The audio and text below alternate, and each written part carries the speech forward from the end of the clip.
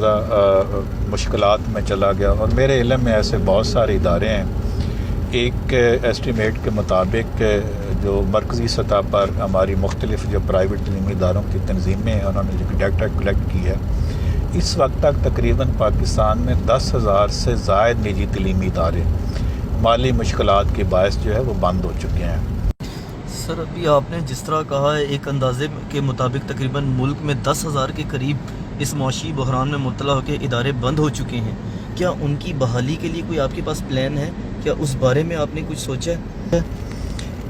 یہ کہ بلا حکومتی ذمہ داری تھی جب 1200 ارب روپے کا قریب پیکج کا اعلان کیا گیا مختلف شعبہ جات کے لیے، اس میں جو پرائیویٹ سیکٹر ہے، پرائیویٹ تعلیمی ادارے ہیں، ان کو یکسر نظر انداز کیا گیا، اور ابھی تک ہمارے مسائل پر ہماری حکومت نے اس طرح توجہ نہیں دی جس طرح توجہ دی جانی چاہیے تھی۔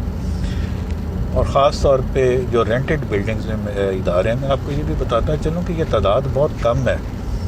اگر یہ ادارے کھولنے میں تاخیر کرتے ہیں، اور خاص طور پہ جو رینٹڈ بلڈنگز والے ادارے ہیں، میں آپ کو یہ بڑے وثوق کے ساتھ کہہ رہا ہوں، مجھے اس بات کا اندازہ ہے، دوست ہمارے ساتھ رابطہ کرتے ہیں، کم از کم 50% ادارے بند ہو جائیں گے، اور بہت بڑا ایک تعلیمی بحران پیدا ہوگا۔